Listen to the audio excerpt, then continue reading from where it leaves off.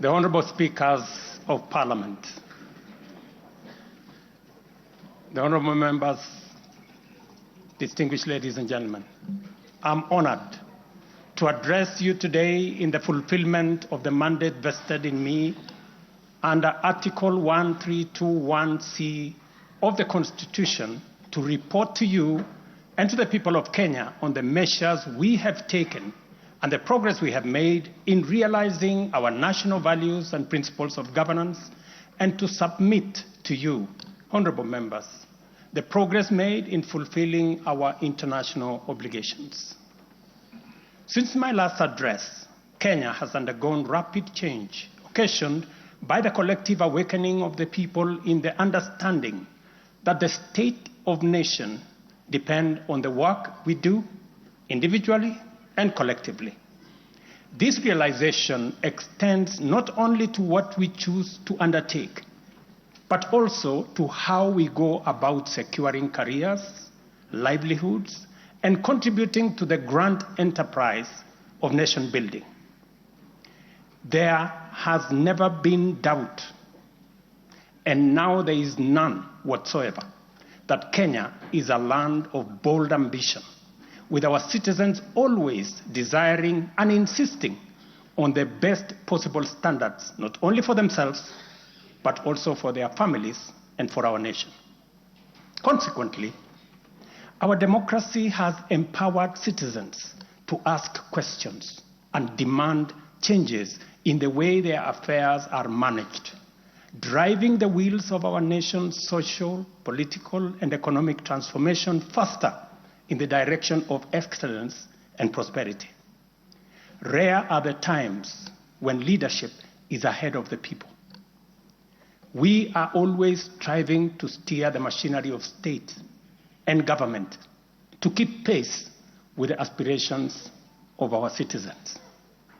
We have learned through the hard as well as the more customary ways that listening is a full-time occupation of leadership, and that all questions asked by the people must be answered thoroughly and in full.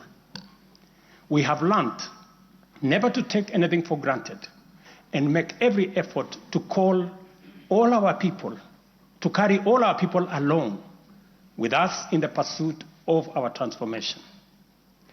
The context in which I make this national address is not only significantly different from previous occasions, but it is also a singular moment with unique historical implications for us all. It is an opportunity to affirm the principles and values of which our nation stands, review the steps we have taken, the path we have chosen in our journey of national development, and reinforce the commitments we have made to one another and to our beloved nation for the sake of the present and future generations. I do not take this for granted, and with utmost respect and humility before this august assembly of the people's elected representatives, I desire to respond to the most pressing concerns that have been raised by Kenyans of all walks of life in recent months. To my understanding, the concerns and issues voiced by millions of Kenyans about the state of our nation deserve meaningful engagement, thorough understanding, and thoughtful response. There are discussions about whether leaders understand the pain, hardship, and struggles endured by countless citizens every day as they strive to make ends meet, and whether the government is doing anything about it. Similarly, many struggling Kenyans impatiently wonder when will real money get to their pockets, and when will the jobs promised, which they deserve, become a reality. Additionally, there has been conversations about our education system, particularly the transition to the competence-based curriculum, and whether policies in this sector are working for or against Kenyans. Important questions have also been raised concerning the direction of development in relation to democracy, human rights, and fundamental freedoms, as well as the rule of law, transparency, and accountability. Another more direct question that emerges every now and then is whether public policy in this administration is in furtherance of service delivery to citizens or just in aid of political strategy. It is undeniable that for many Kenyans, times are hard and the struggle to meet their daily basic needs remains daunting. It is also true that these conditions have persisted for a number of years now, leading to much frustration and anxiety. Although we have gone a long way to mitigate some of these difficulties, much remains to be done, though we have laid a firm foundation for decisive intervention. I believe that it is critical for us to bear in mind that this administration was inaugurated at an extremely difficult time, characterized by domestic challenges, compounded by regional and global security, geopolitical, financial, as well as climate dynamics. As a result, in 2022, the country's total debt burden was not only immense, but it was also stacked up in the most burdensome manner, leaving very little room for investments in public service or development of critical infrastructure. The prices of basic food commodities soared as a result of a combination of prolonged drought, declining local productivity due to inadequate support, and disruptions in the global supply chain caused by the war in Europe. Kenya faced a crossroads of extremely difficult choices, where defaulting on our obligations would have significantly worsened an already perilous situation, and more borrowing was not an option. It was therefore essential for us to drastically reduce expenditure, mobilize as much as possible resources domestically, and curtail waste. As I informed the nation then, matters were going to get more difficult before they could get better. And we all had to tighten our belts and work hard under very unforgiving conditions. We had staked the fate of our ambitious bottom-up economic transformation agenda on easing the stress that the economy was in and the strain citizens underwent, while creating room for the implementation of our transformative interventions. Members, I give this background to underscore two very important facts. First, we haven't been watching helplessly and doing nothing as adversity took a toll on the economy and undermined the livelihoods and well-being of the people. On the contrary, we have been working tirelessly to steer the country away from the brink of unprecedented economic collapse and onto a more promising trajectory. The second point is that while we may not be where we would like to be, we are certainly not where we were 2.25 years ago. At the same time, the cost of living was substantially high, with prices of basic commodities beyond the reach of many households. Today, I'm proud to report that the macroeconomic indicators point to a positive turnaround and an upward trajectory. Allow me to highlight a few milestones that underscore this progress. The shilling has stabilized significantly, appreciating from Kenya shillings 162 to the dollar in February 2024 to Kenya shillings 129 today, a remarkable gain of 20%. This recovery has restored confidence in our financial markets and significantly reduced the cost of servicing external debt, creating fiscal space for our development imperatives. Inflation has declined dramatically from 9.6% in September 2022 to 2.7% in October this year, the lowest rate in 17 years. This achievement has been the consequence of favorable weather and our deliberate efforts to support farmers with affordable inputs, including subsidized fertilizer, leading not only to increased production but also productivity and lowering the prices of many cereals, including maize, pulses such as beans and peas. Our foreign exchange reserves have surged by US dollars 2.4 billion to hit a new record of US dollars 9.5 billion, providing a 4.8 month of import cover, the highest in 10 years. This resilience yields us or shields us from external shocks in the global economy and restores investor confidence. Ladies and gentlemen, interest rates are also trending downwards, reducing borrowing costs and freeing up fiscal space for growth-enhancing initiatives by business. Tax revenues have grown by 11.5% in the year to June 2024, reflecting the success of our tax-based expansion measures.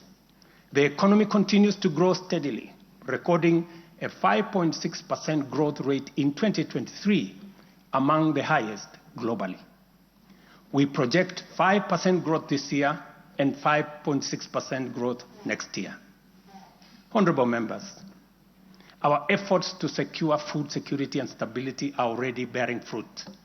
Since February, we have distributed subsidized fertilizer to 6.45 million registered farmers in 45 counties, enabling them to increase their yields. And this year, we have procured and through e-vouchers distributed 7 million bags of both planting and top dressing fertilizer to boost food production across the country. This intervention will see a projected increase in maize production, for example, to a record 74 million 90 kilogram bags. We have also concluded long-term agreements with 11 suppliers of assorted fertilizers so as to make this commodity available all year round. Fertilizer for the long rains season will be stocked in outlets nationwide, ensuring our farmers are ready to plant, grow, and produce. This forward momentum will not only increase our agricultural output, but also reduce our reliance on costly food imports, securing a more self-reliant and a more prosperous Kenya. This approach, rooted in my administration's policy to support production rather than subsidize consumption, has already made food more accessible, more affordable to many households.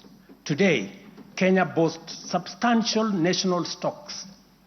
47 million bags of 90 kilogram bags of maize are in our stores. 8.8 million bags of beans, 10.4 million bags of wheat, and 2.1 million bags of rice. Slowly but surely, we are building a food-secure Kenya, where families need not to worry or worry less about their next meal. In the sugar sector, we have achieved a historic milestone. All 17 sugar factories across Kenya are now operational, producing at impressive levels, while 4 new sugar factories are under construction. In July alone, domestic sugar production reached 84,000 metric tons, surpassing the national monthly consumption average of 40,000 metric tons. For the first time in recent history, Kenya is producing enough sugar to meet our local demand. This success is attributed to many factors: subsidized fertilizer for sugarcane farmers, an additional 500,000 acres that has been brought under production, and improved management of the sugar sector, which have revitalized production and brought the industry back to life. I just signed, as you know, the new sugar laws to provide further policy guidance as we seek to be a sugar exporting country shortly. In the coffee sector, we are on track to increase exports from 51,000 metric tons this year to 150,000 metric tons by 2027.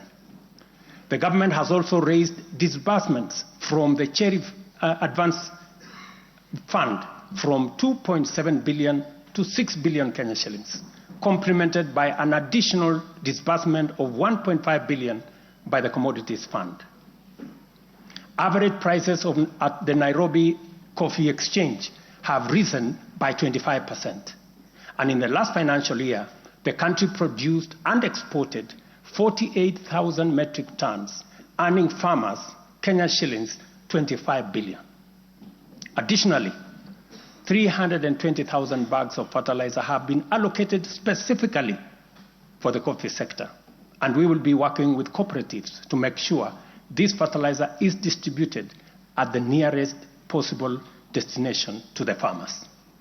These interventions are expected to boost smallholder farmer earnings from Kenya shillings 300,000 to 500,000 per acre annually by the year 2027. The dairy sector remains a vital value chain with a quick turnaround impact on households in the economy.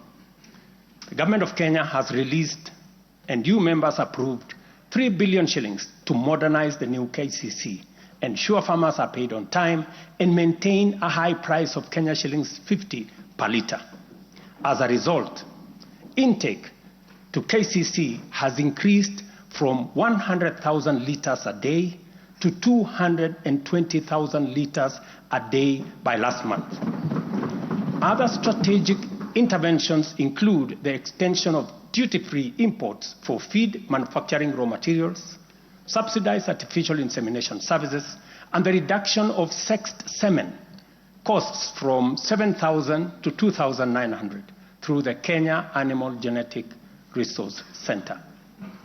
These measures have led to a 14% increase in milk production from 4.6 billion litres in 2022 to 5.2 billion litres in 2023, with projections exceeding 6 billion litres this year. The value of exported dairy products has nearly doubled, rising from Kenya shillings 4.8 billion in 2022 to Kenya shillings 7.2 billion in 2023.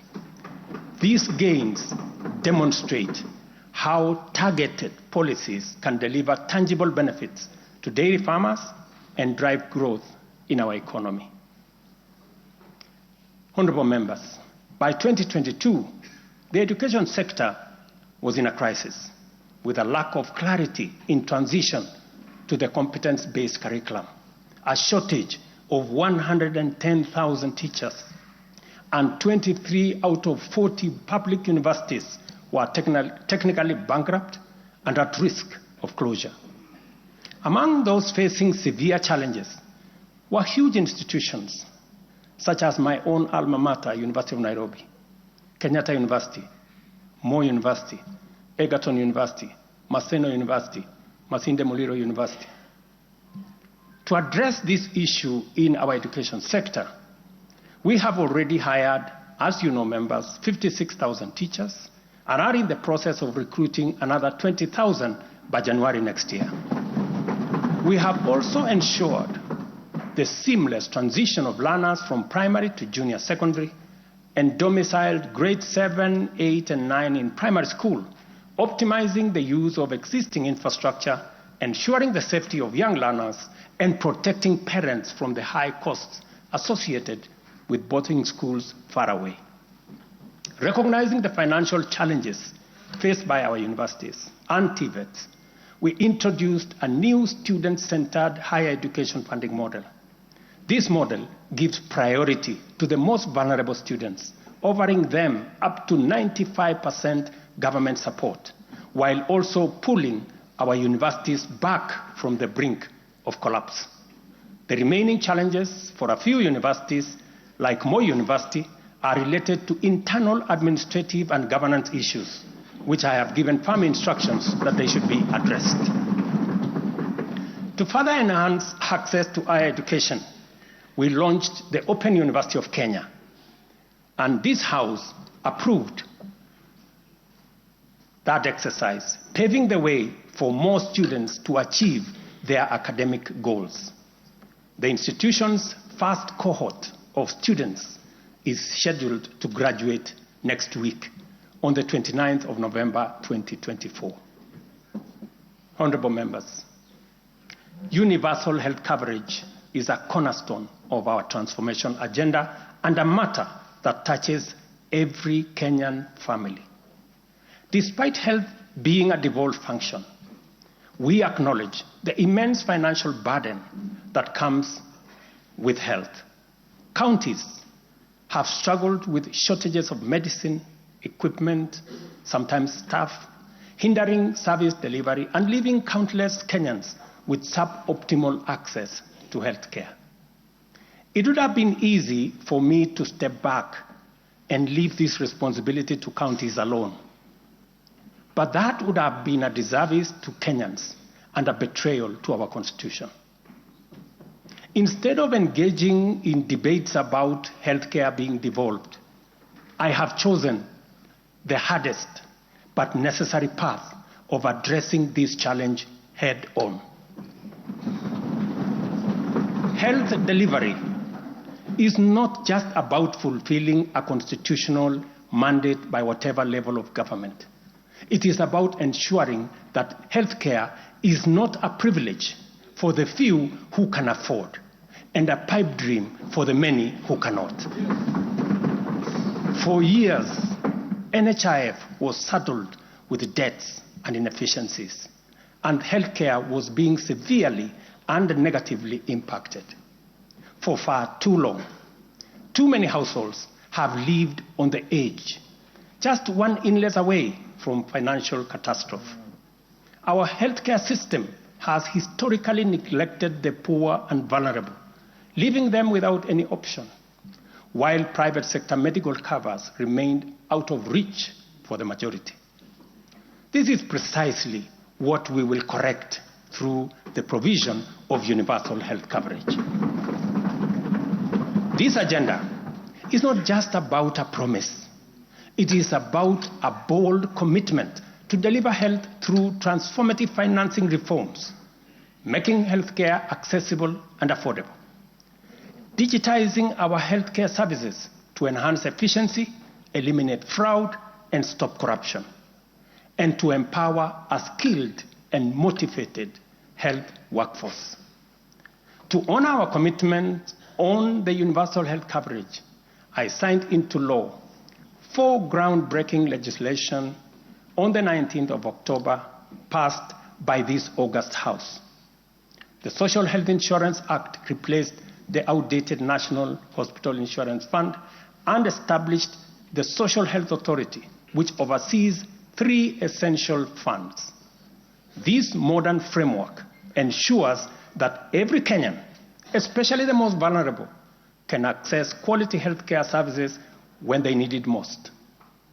The shift from the National Health Insurance Fund model to Taifa Care is fundamental and radical in both scale and character. NHIF, if I give you a bit of example, NHIF served a few salaried Kenyans and those who could afford to pay. But Taifa Care covers every Kenyan, regardless of employment or financial status.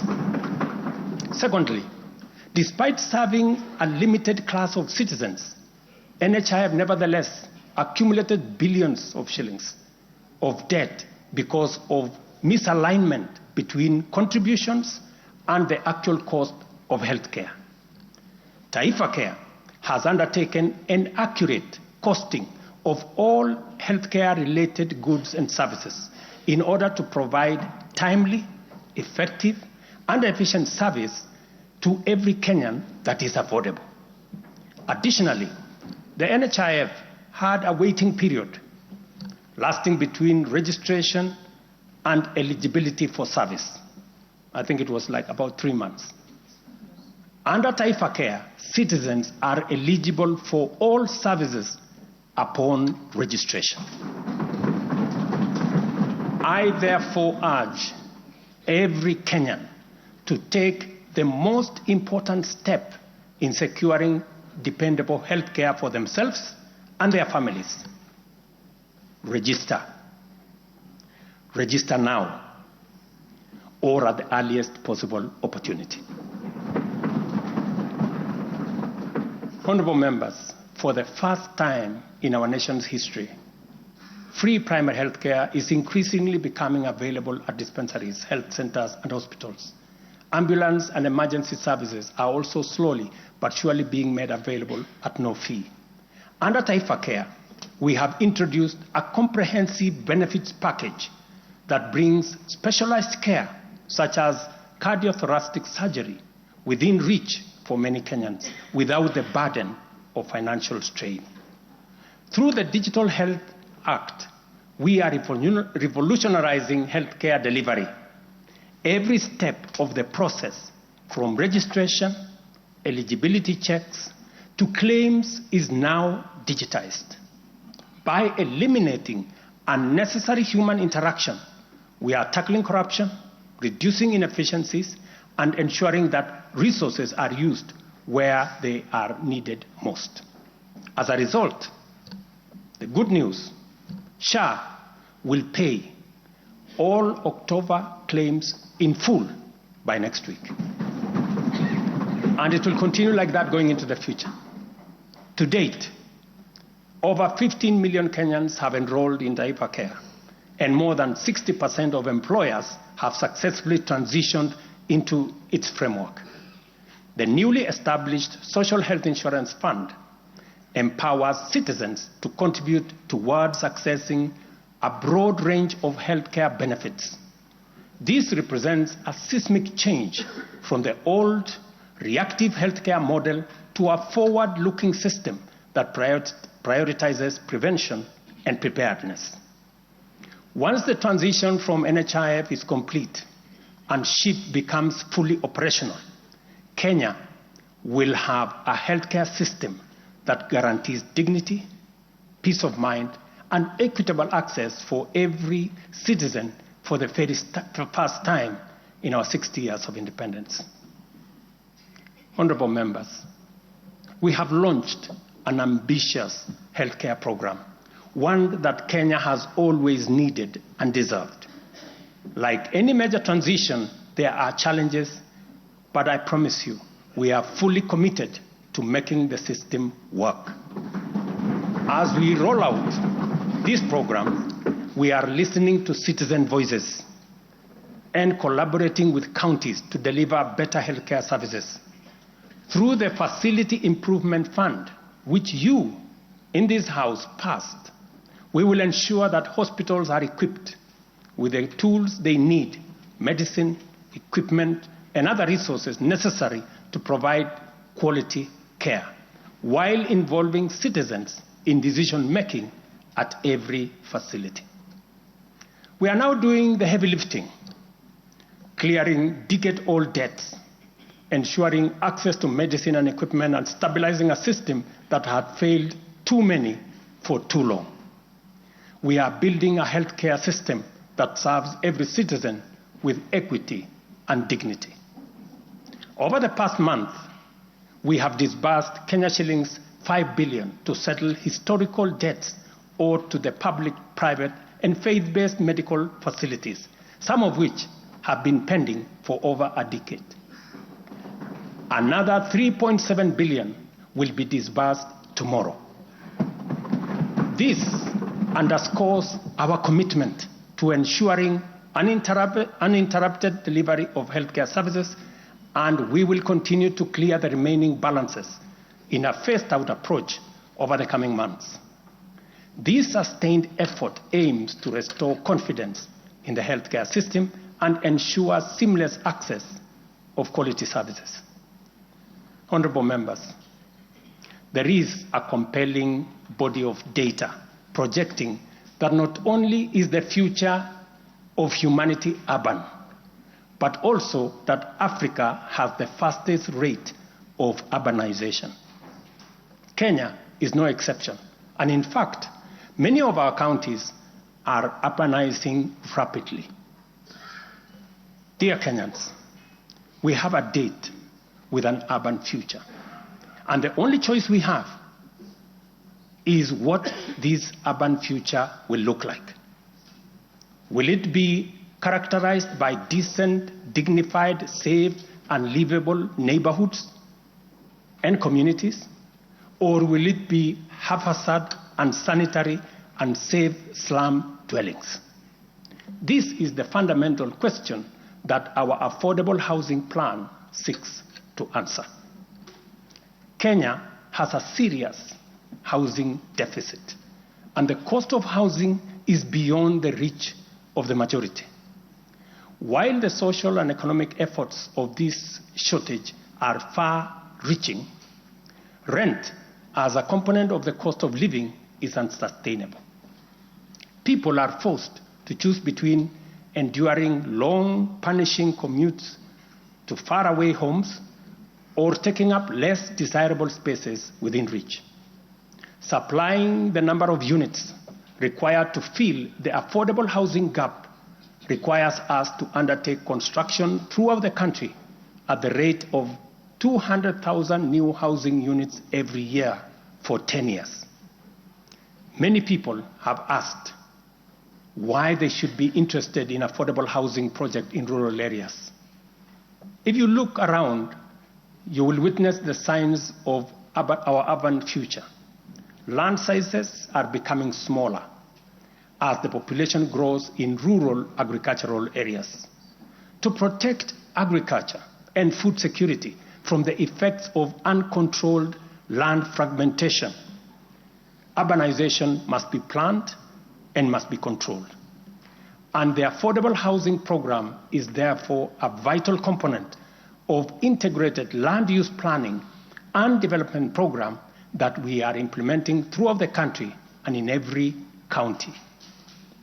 Each unit of housing drives demand for different types of labor, professional services, and materials, bringing laborers, masons, bricklayers, artisans, electricians, and carpenters, as well as architects, engineers, and quantity surveyors, lawyers, real estate economists into the equation. Affordable housing is also a major opportunity for manufacturers, developers, and other industries. In other words, the economic boost from housing pillar of our bottom-up economic transformation agenda is significant and undeniably much needed. As we speak, affordable housing now directly accounts for 164,000 new jobs created over the past 1 year. Honorable members, today marks a significant milestone in our journey towards providing decent and affordable housing for all. After 2 years of hard work under the Affordable Housing Program, I am proud to announce, and you have seen it in the newspapers, the launch of the sale of the first 4,888 housing units, now in completion, across 21 social housing projects. These units, comprising studios, 1-bedroom, 2-bedroom, and 3-bedroom homes, are tailored to meet the needs of our people, offering 1,041 social housing units, 2,133 affordable housing units, and 1,714 affordable middle-class housing units in 24 counties. I invite every Kenyan above the age of 18 to join this historic journey towards home ownership. Guided by our principle of fairness, one ID, one house, every eligible Kenyan is encouraged to express interest, visit these developments, view the show houses, and engage with on-site staff who are already too willing to assist. The allocation process will be transparent and equitable, ensuring that every qualified applicant has an equal opportunity to own a home. Honorable members, as part of the government's endeavor to build a nation grounded in intergenerational equity opportunities, and empowerment for all Kenyans, we have made significant strides in implementing another key pillar of our manifesto, labor migration. This initiative seeks to harness Kenya's abundant human capital by creating meaningful job opportunities abroad, empowering our citizens, and positioning Kenyan talent on the global stage. Since July 2023, we have successfully facilitated employment of 105,367 Kenyans across multiple countries in a wide range of jobs. These opportunities span professional, semi-skilled, skilled, and unskilled sectors, including positions for nurses, teachers, and chefs. The National Employment Authority, the lead agency driving our ambitious initiative to create jobs opportunities for qualified Kenyans locally and internationally, currently has a role of 560,000 job openings worldwide. I have encouraged many members to participate in this space. Our focus extends beyond destinations such as the United Kingdom, Canada, Australia, Bahrain, Oman, United Arab Emirates, Germany, Saudi Arabia, Kuwait, and Qatar. We are also expanding our reach by actively negotiating bilateral labor agreements with new potential markets, including Russia, Poland, and Jordan. These efforts are driven by our commitment to open up new pathways for employment, ensuring that Kenyans are well represented in the global workforce. In the digital economy, we are expanding last-mile fiber optic connectivity using the extensive Kenya Power Transmission Lines network to the most remote and underserved areas of Kenya, and making significant strides to establish digital and ICT hubs. This has created a foundation for digital transformation, enabling IT economy workers, young digital creators, and entrepreneurs to access a wealth of opportunities locally and globally. By bridging the digital divide, we are empowering our youth to compete on an equal footing in the global marketplace and showcasing Kenya's ingenuity and innovation. I congratulate members of this august House for being part of this grand digital plan. Your support, encouragement, and effort is duly recognized. We have also prioritized the empowerment of individuals within the informal sector by unlocking their potential through targeted investment. This includes accessible loans, capacity building programs, and regulatory reforms designed to ease growth. A notable achievement is the partnership with the banking industry, which I participated in a month ago. This extended an additional 150 billion in loans to micro, small, and medium enterprises, complementing the government's efforts to nurture this vital sector. On financial inclusion, we have made remarkable progress through the Hustler Fund. To date, this innovative initiative has disbursed Kenya shillings 60 billion, benefiting 24.6 million Kenyans and mobilized over 3.3 billion in savings.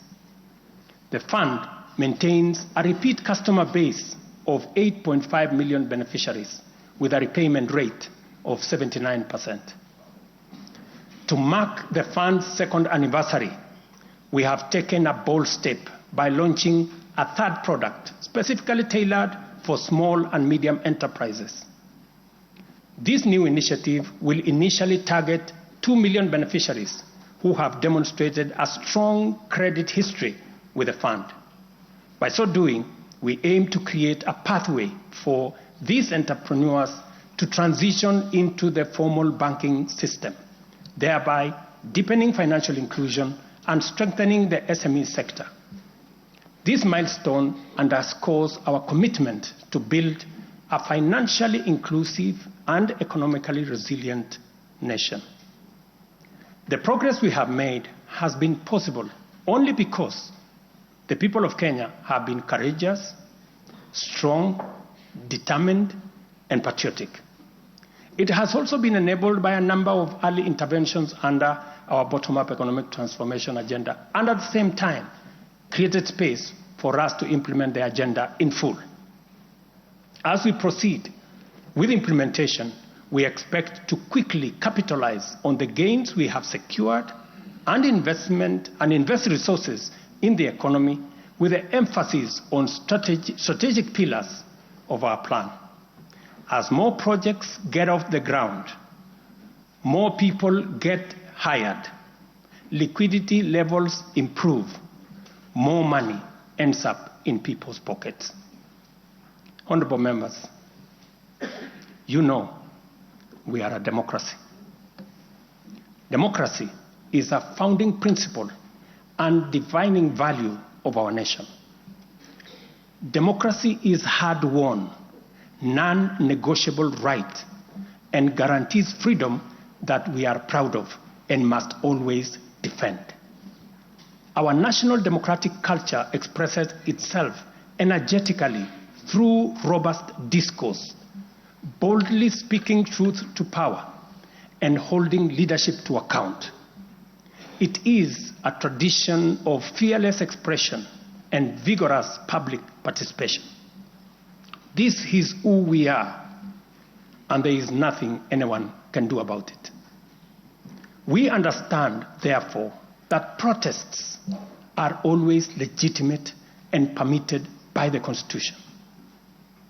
Protests are conducted by citizens who are peaceful and unarmed.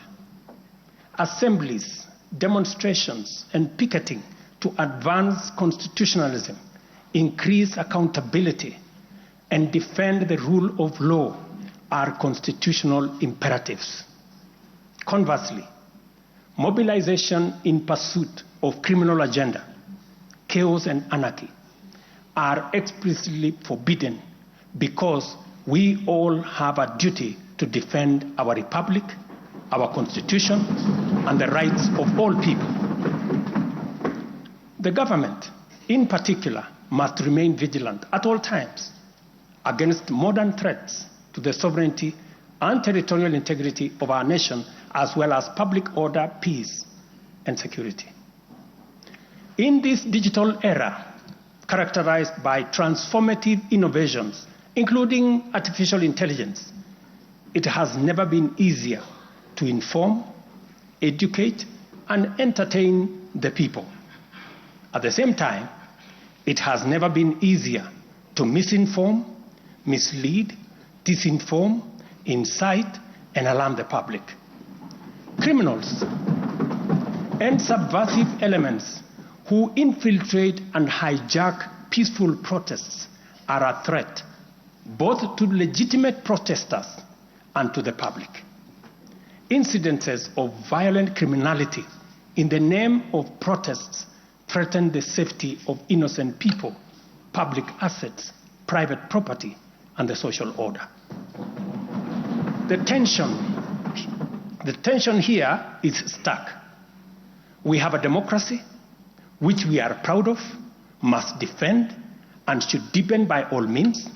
And at the same time, we have citizens whose lives, rights, we must protect, and a nation whose security, stability, and prosperity we must safeguard.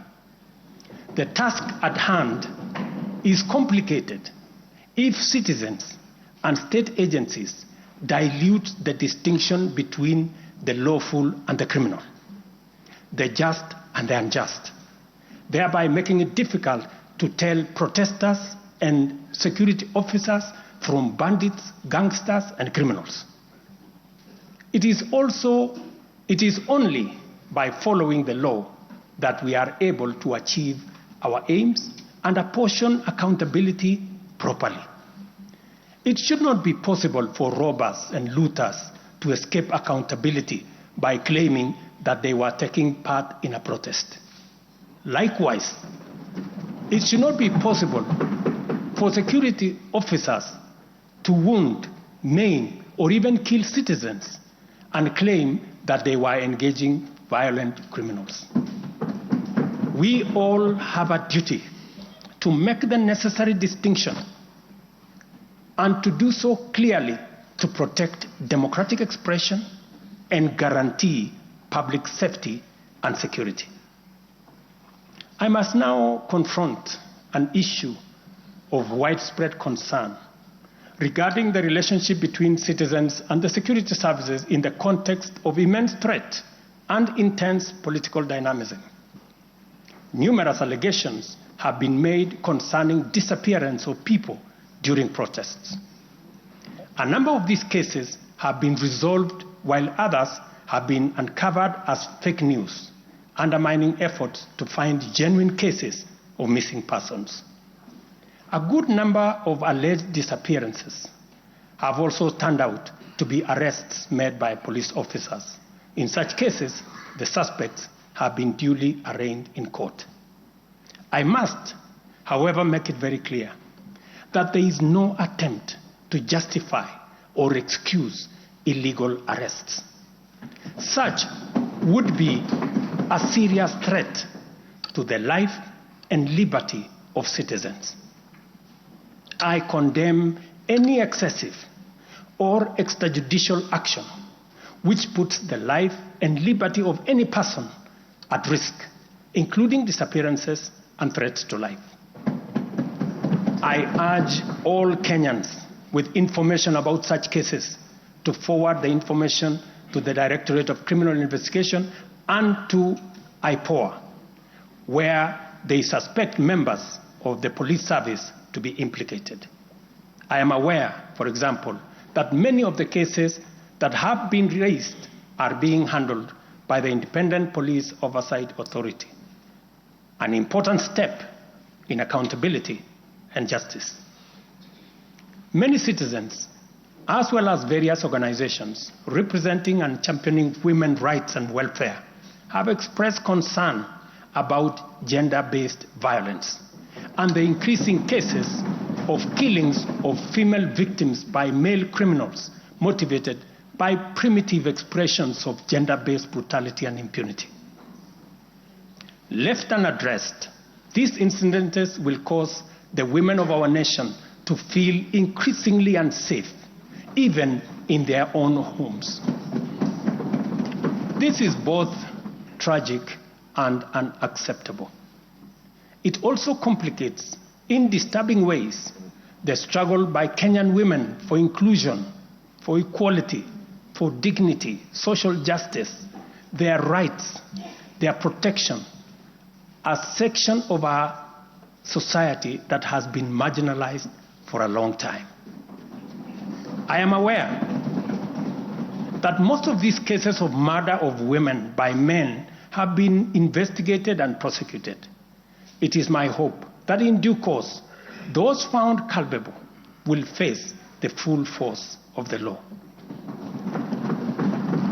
Members, it is time for each of us, political leaders, public officers, religious leaders, traditional institutions, and family members, to do our part in raising boys into morally upright men who will never need to affirm their masculinity at the expense of women, but instead contribute to making our society just, safe, equal, and inclusive.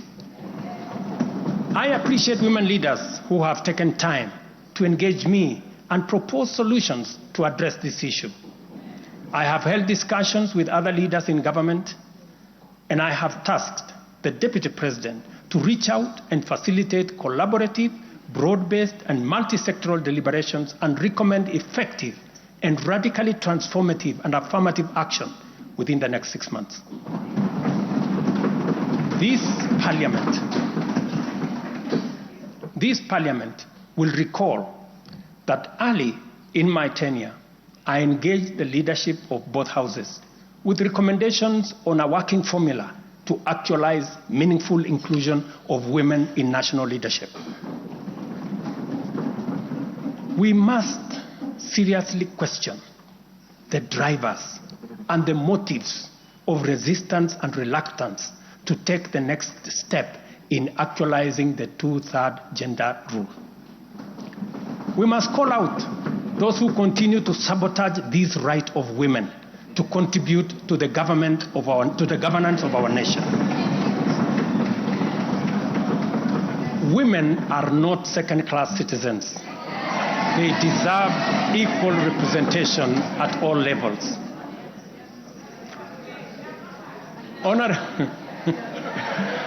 Honorable members,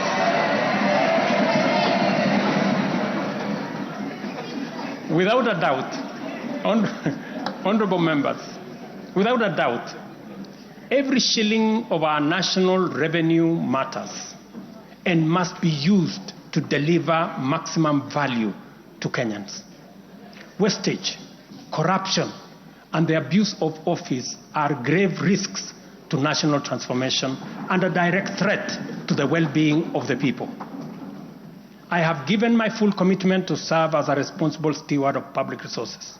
To begin with, I have championed the automation and digitization of government services and revenue collection to promote transparency, seal loopholes that lead to revenue losses, enhance accountability, and eliminate opportunities for corruption, therefore improving efficiency, transparency, and integrity. I am delighted to report to this House on the dramatic improvements we have recorded by automating and digitizing our revenue collection and service delivery through eCitizen. We have so far digitized 20,855 government services, up from 350 in 2022, representing an increase of almost 6,000%, while we have significantly improved revenue collection.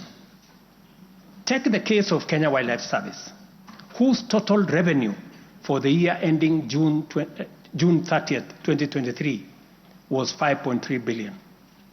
But after implementing a digital revenue collection system, the revenue grew to 7.6 billion in the year ending June 30th this year, representing a 43% increase. This initiative alone has firmly put KWS on the path to self-sufficiency, freeing the corporation from reliance on exchequer support. I commend the teams at KWS, as well as all other government institutions that have leveraged technology and the digitization process to improve revenue collection. Under the Digital Health Act that you members passed in this House, we are determined to enhance efficiency and transparency provided by technology in the provision of healthcare services to eliminate fraud and fake claims.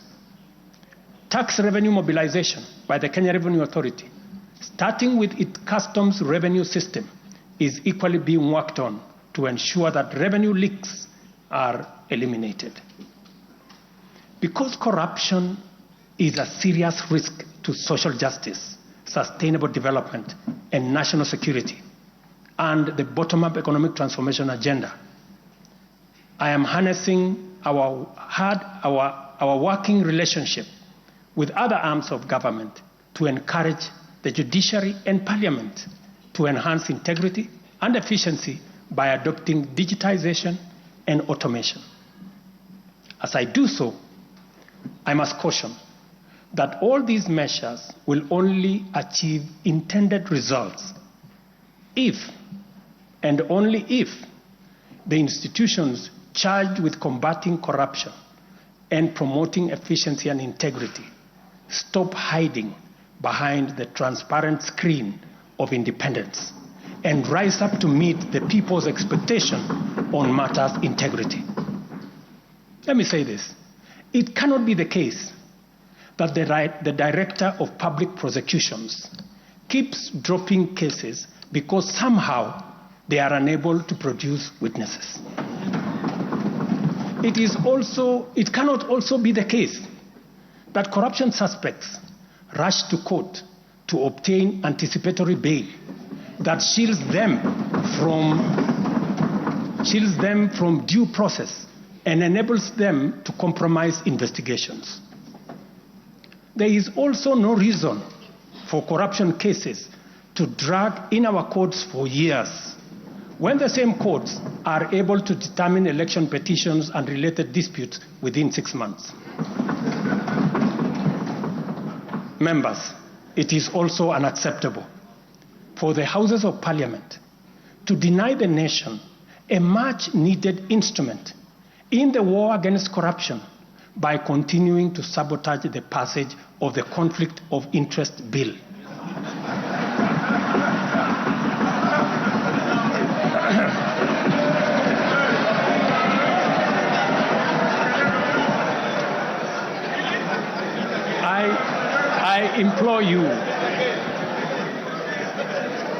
I implore you, honorable members, to stop dragging your feet on this bill, unless, my friends, there is a conflict of interest in the passing of the conflict of interest legislation.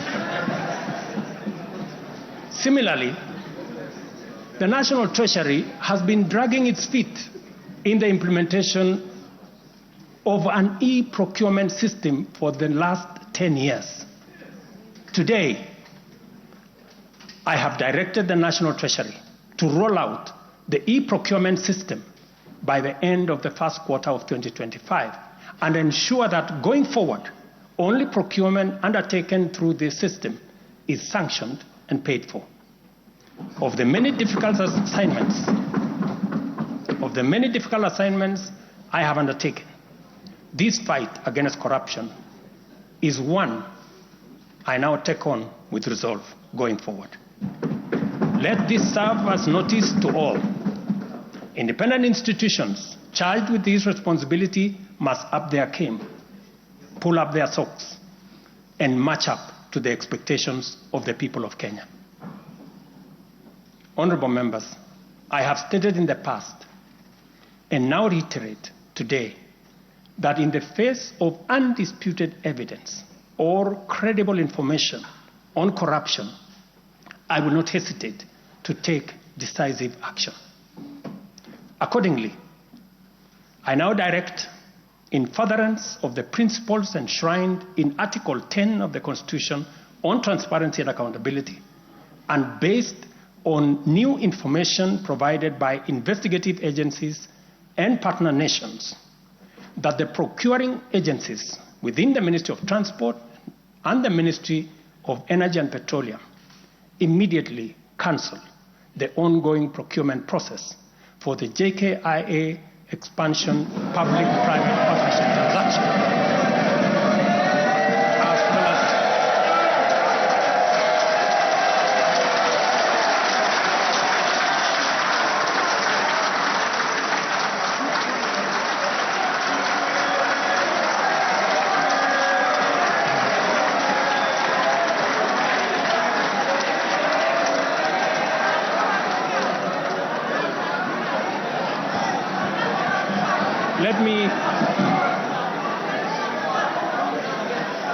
Let me repeat this for clarity.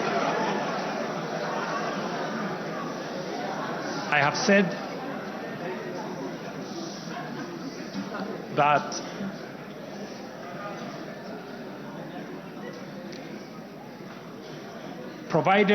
because of the information that has been provided to us by partner nations, I have directed agencies within the Ministry of Transport and the Ministry of Energy and Petroleum to immediately cancel the ongoing procurement process for JKI expansion public-private partnership transaction, as well as the recently concluded KETRACO transmission in public partnership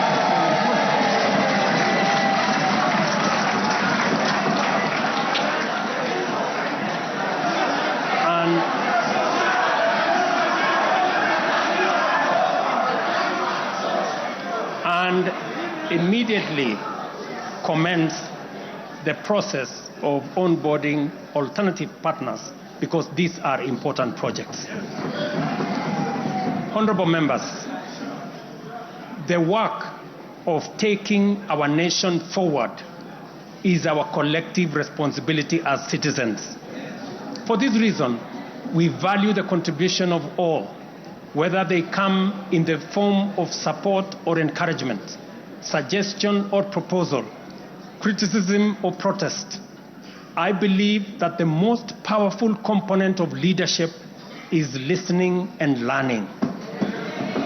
Therefore, I engage with you and listen to all citizens, their elected leaders, public officers, administrators, teachers, and other professionals, learners and the youth, farmers, fisherfolk, pastoralists, traders, craftsmen, artisans, nurses, doctors, community health promoters, and workers across all types of sectors in every sector. I listen too to religious leaders, the civil society, industrialists, entrepreneurs, and professionals. Their contributions and everyone else's have my full attention and commitment to respond through positive, affirmative action that takes the national transformation endeavor forward. I commit to continue listening and acting, to engage, debate, deliberate with you, and to take your input into consideration in serving our nation. By design, the bottom-up economic transformation agenda is defined by its capacity to elicit feedback in the course of implementation and incorporate the same in making improvements and further progress. With every input from stakeholders, our ability to drive progress increases. By listening to you and to every Kenyan, I am able to serve this nation better. As we take part in this necessary discourse, I want to make one thing very clear. I am fully invested in the success of the strategies, policies, programs, and projects under our plan. For this reason, I am committed to do all it takes and work with every willing Kenyan until we succeed, because failure is not an option. Given the challenges our nation has faced, it has become clear, honorable members, that overcoming these obstacles requires the collective energy, the collective wisdom, ideas, and goodwill of Kenyans of all political, cultural persuasions, religious beliefs, and walks of life. The wisdom of entrenching national unity and inclusivity as a national value in our Constitution is clearly evident. Our diversity is our source of power. And this moment in the history of our nation calls for radical collaboration to transcend our challenges. We do not have the luxury of magnifying our differences.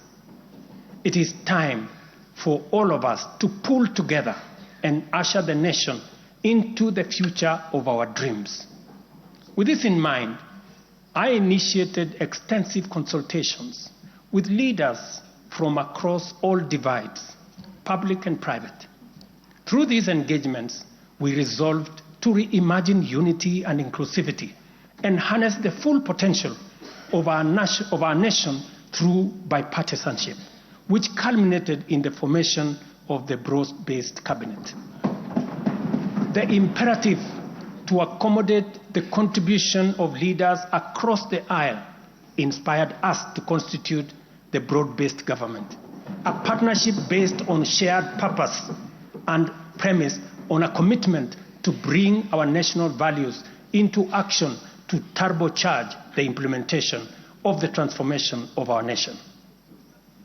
Being a farmer myself, transformation is like farming. A lot of resources are invested in plowing the land and planting the seeds, after which there is nothing to see for all the work except stretches of bare earth. Impatience might lead to anxiety and lamentation of the waste of effort in seed buried in the earth. However, after a brief wait, seedlings sprout, requiring close attention, weeding, and patient tending into the crop that will be ready for harvest. So is economic transformation. It requires hard work, investment of resources, patience, and faith. We have planted the seed, and all over the field, it is beginning to sprout. While admittedly there remains much to fulfill, Our collective hope to deliver the national economic transformation that this nation so dearly deserves is on course. I am proud to declare that we have also made undeniable progress in building on the strong foundation laid in previous years and getting the national development project off the ground. Honorable members, from the reports that I have the honor to table for your consideration and debate, there is reason to be optimistic that our forward march is unstoppable and that our capacity and commitment to live and work by our national values and principles of governance are stronger than ever before. Our nation is a proud member of the international community, making our contributions to the global progress boldly and with great determination. We stand collectively facing the dawn with confidence that our expectations of a bright daylight is not in vain. In summary, honorable members, and all fellow citizens, the state of our nation is resilient. And now, honorable speakers, it is my pleasure to submit to Parliament the following 3 reports as required by the Constitution. Number 1 is the report on all measures taken and progress achieved in the realization of national values. The second, report on progress made in fulfilling the international obligations of the Republic of Kenya. And the third, report on the state of our security. Now, therefore, I hand over the reports to the Speaker of the Senate and to the Speaker of the National Assembly. Thank you all. God bless you, and God bless Kenya.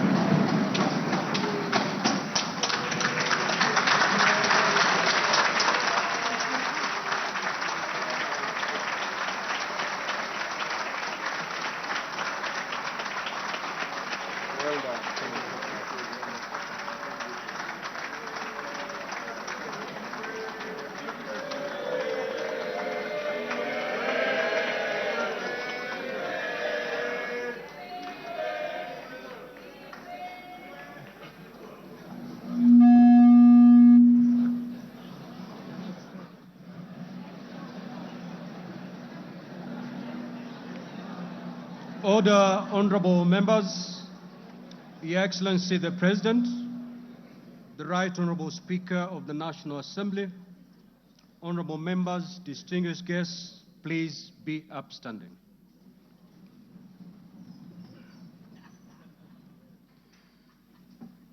Come to the conclusion of the business of the day, and it is now time to adjourn. The Senate stands adjourned until Tuesday, the 26th of November, 2024, at 2:30 p.m. in the Senate chamber.